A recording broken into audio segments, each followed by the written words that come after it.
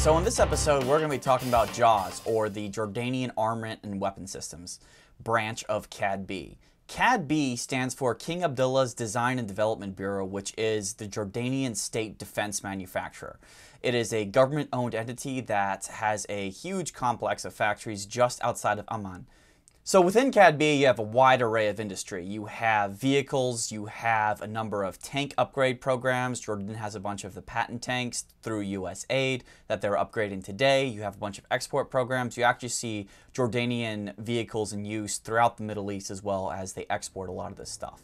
So JAWS is several years old at this point, and mostly what they do right now, M4 pattern rifles, polymer CZ75 clones, and they do an interesting M14 upgrade program where they're actually taking old M14 stocks and rifles from US aid programs a while back, and they're actually trying to upgrade them to an EBR status. Now the question is, does JAF, or the Jordanian Armed Forces, do they actually use a lot of the products that JAWS produces? So we know that the Jordanian Armed Forces actually does use a variant of what JAWS produces, which is the M14 EBR pattern upgrades. So they assemble them in the factory, and we have seen some operational use with Jordanian Armed Forces troops on operations with some of these upgraded EBR platforms. I'm not sure if they're actually from the JAWS factory or these are actually US purchases from the United States, but either way, we do know that the Jordanian Armed Forces actually has the M14 upgrade program within a designated marksman capability. When we were looking at the M14s, I was asking, what happens to the stocks when they get done converting them into these EBRs?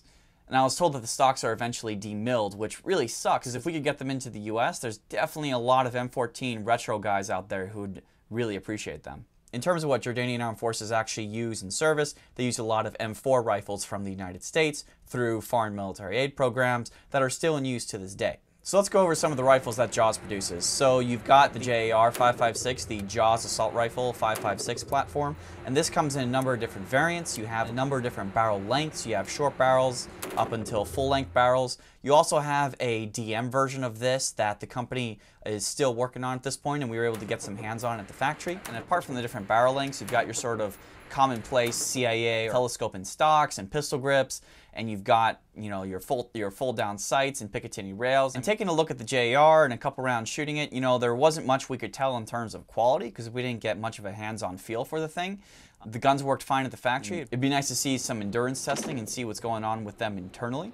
Then you have the CZ75 clones, which have a polymer frame, and there are a number of different variants. You see earlier production ones with less stippled grips. You see modern production ones that have this squarish kind of a stippling on it, and then you have different barrel lengths as well. They come in a compact and a full-size model.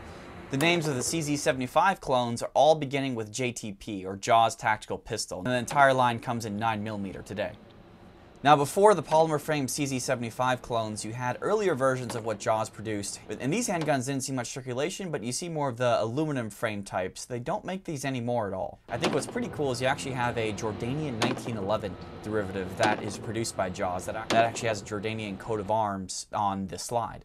What we were told about these 1911s is that these were probably officers' models and that they weren't going to be standard issue. Now, in terms of an export market, we asked the JAWS crew where are these different handguns and rifles being exported to and being bought overseas.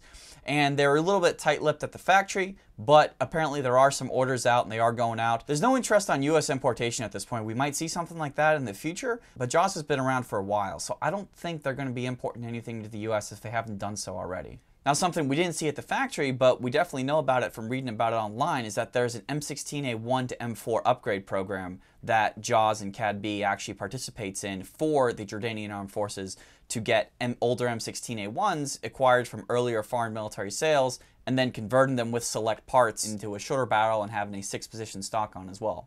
Thanks for watching, guys. We really appreciate the episode, and if you like more videos like this, make sure to hit that subscribe button.